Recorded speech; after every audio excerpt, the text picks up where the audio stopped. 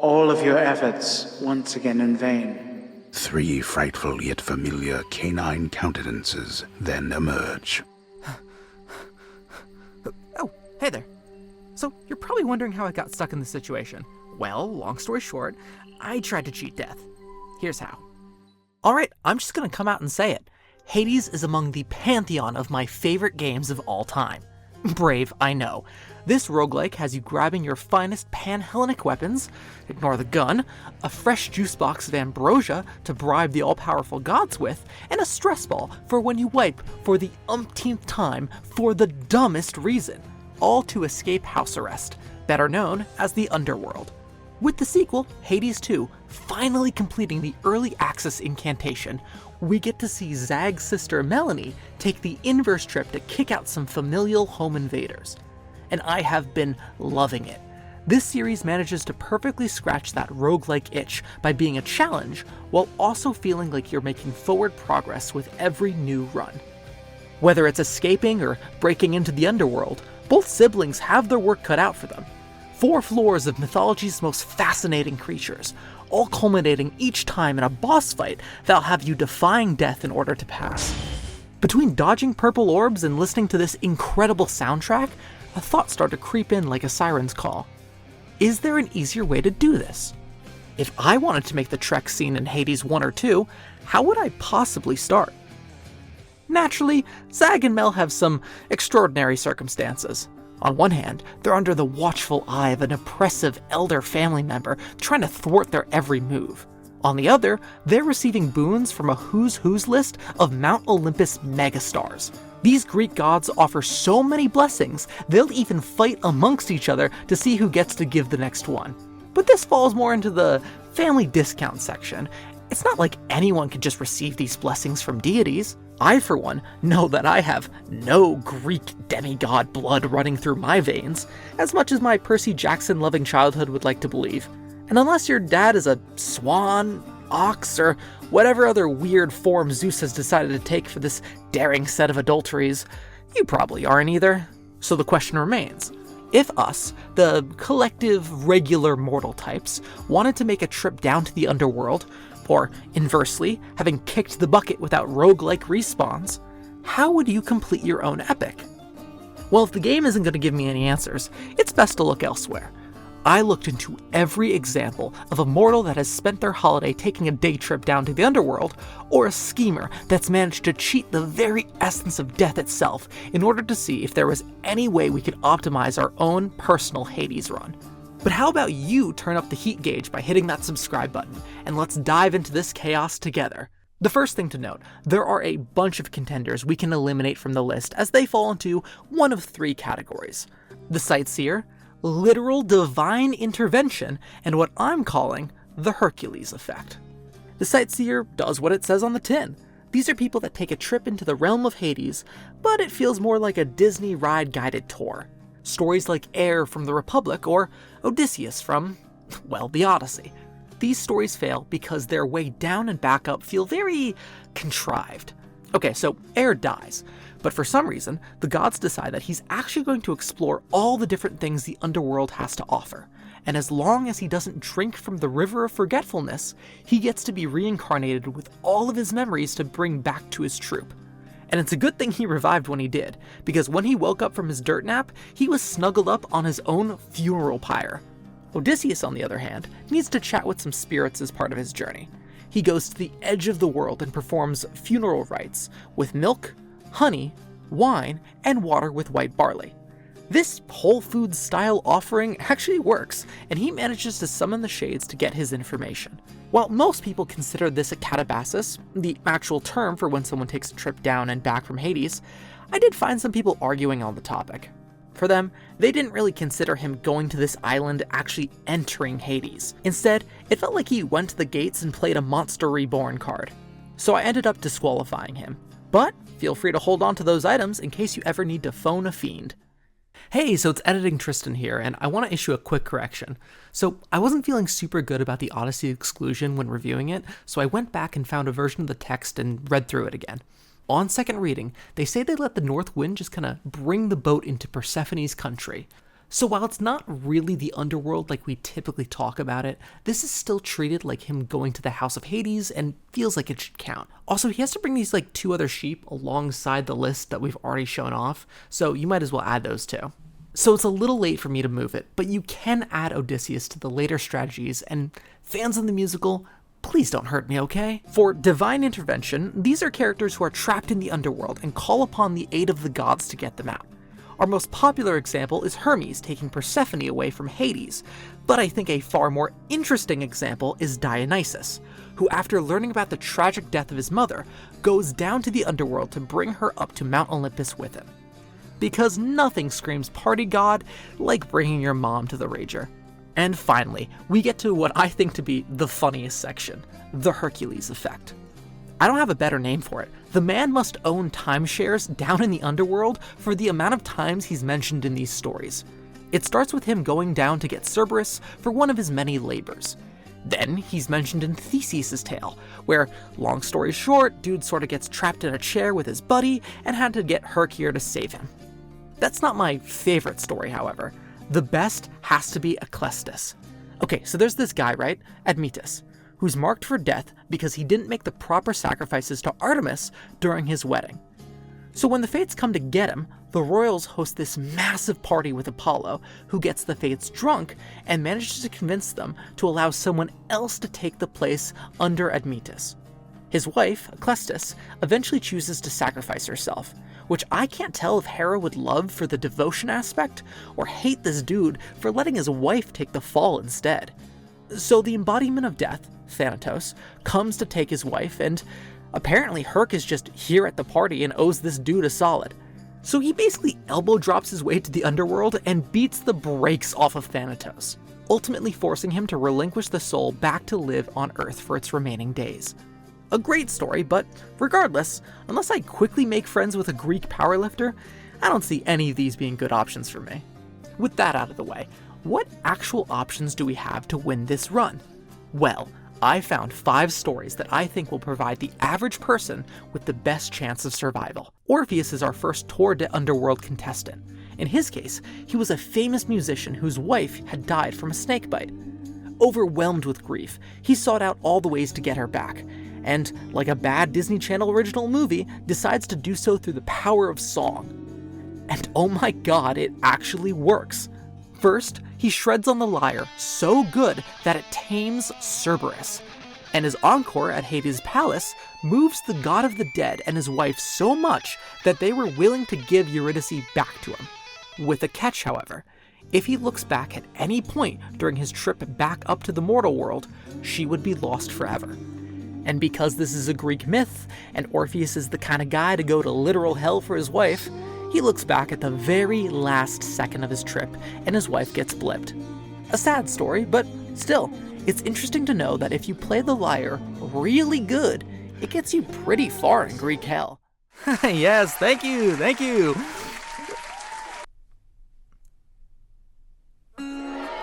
Oh, I'm sorry! Our second person to consider is actually my second favorite myth I researched for this project. Psyche is the lovesick companion of Cupid. For reasons we won't get into here, she and Cupid had fallen in love, but she broke Cupid's one rule of not looking at his face. So Cupid disappears, and when Psyche goes to apologize for her transgression, Aphrodite finds out about their love. So she subjects Psyche to a series of trials, with the final one requesting the impossible: that Psyche go down to the underworld and request from its queen a piece of her beauty. For anyone else, they would have ghosted Cupid and gone back to swiping on Tinder. Oh, it's the new hotness once Prometheus hooked the mortals up with flames. Anyway, so Psyche creates a plan to get back her boo. She puts 2 coins in her mouth and a slice of barley cake in each hand for her journey. On her way to the underworld's entrance, she runs into a bunch of people trying to get her to drop the cakes, and even Charon has to take the coins out of her mouth in order to receive payment. And imagine that you're the ferryman for a second, having to not only transport somebody still with a pulse, but she has the audacity to request that you take payment in this slimy state. The reason she can't drop the cakes? They're used to get past everyone's favorite 3-headed boy, Cerberus, who apparently operates like a confectionery toll booth, taking one on the way down and one on the way back up. Psyche's trip is actually going really well. Persephone has given her a box for her troubles that supposedly has some of her beauty in it. One cake deposit to the big dog later, and Psyche is making her way back home with no issues. Her one flaw is getting curious enough to open up Persephone's box, which instead has, quote, death-like sleep in it, resulting in the rescuer needing to become rescued in this Sleeping Beauty-esque scenario. Cupid eventually comes around and manages to save Psyche from the sleep, and she becomes the goddess of the soul upon her ascension. That part is nice and all, but what we should be writing down for our own journeys is that the gateway to hell can be unlocked with unsweetened cake. I'm gonna be honest, I'm looking at this ingredients list, and it doesn't even look that good. You could chip a tooth eating this thing. Our third option comes from the book The Aeneid, with our title character, Aeneas. His dad is dead, and the guy's pretty beat up over it. So instead of grieving normally by, I don't know, looking at etched stone photography or creating a statue in his honor, he decides to visit the old man directly. This starts with him burying his buddy with some extra gold in his funeral rite for our favorite undead Uber driver.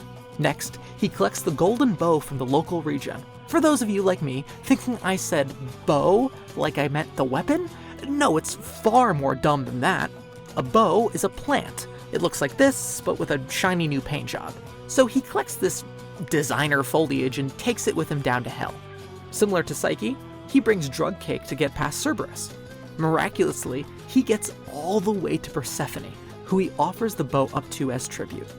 The Queen of Hell, I guess, doesn't get many gifts or has really low standards between this and the pomegranate because she lets him go hang out with his dead dad. After doing his tour around the area, he finds a gate listed as World's Sleep and, quote, ascends to light. This part's kind of vague, so I'm just interpreting it as the world's first mention of fast travel mechanics. Okay, so add pretty leaves and drug cake to our preparation list. Case number 4 is Hippolytus, who is unique compared to the other 3, as instead of doing a trip down and back, he's only focused on the coming back part. So his story starts off how all of ours hope to. Dude just dies. Okay, let's back up. So Hippolytus hates the idea of marriage and becomes a devotee of Artemis. Naturally, this bothers Aphrodite a twinge, who makes her second appearance today that ends with somebody expiring. She has a very reasonable and measured response to a single mortal not giving her the proper praise. She makes his stepmom fall in love with him. You know, a totally justified response. When Hippolytus naturally rejects his stepmom's advances, she pulls a Doki Doki Literature Club, if you catch my drift, and blames it on her crush/stepson. Her husband and his dad, Theseus, you know, the guy who got saved by Hercules in that underworld binding chair, takes his wrath out on his son. He calls his dad, Poseidon, to come deal with the situation, who then delegates the task to a sea monster. The sea monster, apparently the lowest rung on this mythological corporate ladder, does the dirty work, which results in Hippolytus' death. So that aside, why is he included on the list? Well, after his death, in one version of the story, Asclepius, the famous doctor who ends up being the inspiration for this medical symbol, uses Gorgon's blood, specifically from the right side of its body, to revive him. So I'll be on the lookout for when Amazon decides to add snake person blood to their inventory and keep a little bit on the side. So you know how I said Psyche was my second favorite myth? Well, I made sure to save the best for last. You know Sisyphus, the boulder guy? One must imagine Sisyphus is happy, right? That part of his story is well documented, and personally, I refer to the smallest of inconveniences constantly as a Sisyphean task. But I realized I never really knew why he was stuck with this Rock of Ages style punishment. Well, this is the story. So this guy over here is the king of Ephyria. He's a crafty guy. Some might even say the most crafty, which he's sure to demonstrate here. Our story starts with Zeus going off on one of his little excursions, and by excursions, I mean stealing somebody's daughter and taking her to a secret island. This time, though, Sisyphus is here and sees them making their getaway, and he cuts a deal with the woman's father, their location, in exchange for getting a spring to grow in the city that he's king of. Me personally, I think making an enemy of the gods, a notoriously wrathful bunch, in exchange for a glorified sprinkler system is a bad deal, but hey, who am I to judge? So Zeus finds out and tells the embodiment of death, Thanatos, that he needs to chain this man up in Tartarus for the cardinal sin of cock-blocking Zeus. Okay, so Thanatos does his job and brings the king down to super underworld for his mandatory damnation. Before he's chained up, however, Sisyphus gets a desperate idea. He asks that Thanatos show him how the chains work by placing them first on himself. And in possibly the dumbest moment in Greek mythology I've read so far, the dude actually does it. Sisyphus, snatching his opportunity, locks Death up here at the bottom of Tartarus and books it out of there. I need you to understand how bad Thanatos looks in these stories. First, he gets wombo-comboed by Hercules, and then duped by the literal oldest trick in the book from Sisyphus? There's a small problem, though. When the embodiment of death is chained up, it means that nobody can die. So Zeus notices pretty quickly that his offerings have dried up and something is gravely wrong. After freeing our favorite Hades 1 companion, I hope he gets a pay cut for this, Zeus decides to kill Sisyphus for a second time. And I'll give the king this, he was smart enough to plan for this to happen. So when he's slash-killed the second time by the big server owner in the sky, he instructs his wife to toss his naked body into the street without any proper burial. Dude must have 99 speech because he manages to convince Persephone to let him go back again to the surface and tell his wife to bury him properly. Astonishingly, this works. I legitimately think that these stories are so old that this has to be the first time someone has ever tried to pull this stunt down there. So no one expects him to do the obvious thing when he books it as soon as he gets to the surface. Zeus, finally sick of this guy, gives him the good old boulder treatment we all know today. I'm sure you can make an allegory about how his punishment is similar to the futility of trying to escape death. But when you're moving a boulder for all hours of the day forever, you don't really have time to consider symbolism. So that's all of our key escapees. And what did we learn? Well, Orpheus told us that you can get pretty far if you're sick nasty on the lyre. Psyche told us to double up on that cake and coin. Aeneas seconds that cake with a really nice leaf, and I mean a really nice leaf.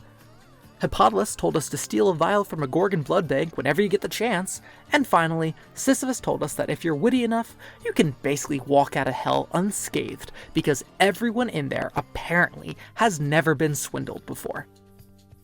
And there you have it, everything you need to cheat death. This was a fun project. I haven't really dug deep into Greek mythos in years, and since I'm young and spry, I don't really see myself needing this for a while either. Sorry, I'm getting a tightness in my chest. Wait. No. No. Okay, hold on. Hello, roommates. I've already died. Ugh. Okay, milk. Okay, what is that? Eggs. Okay, perfect. And, drugs. Please throw out body sans clothes. Ho. La la la la la la la. Hey, I guess I just whisk it down. Come on. Let's go. And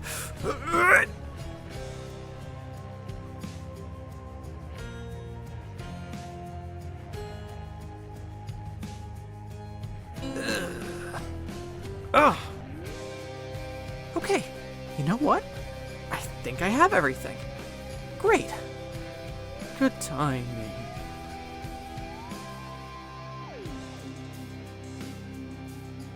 So anyway, that's my story. Even though I was able to collect all of these materials and follow the plans perfectly, turns out the big man just wasn't having it. Anyway, thank you for watching the video. While I'm stuck here, make sure you check out these 2 videos, and as always, hit the subscribe button. As for me, I gotta deal with the big dog. Okay, I'm not a chew toy!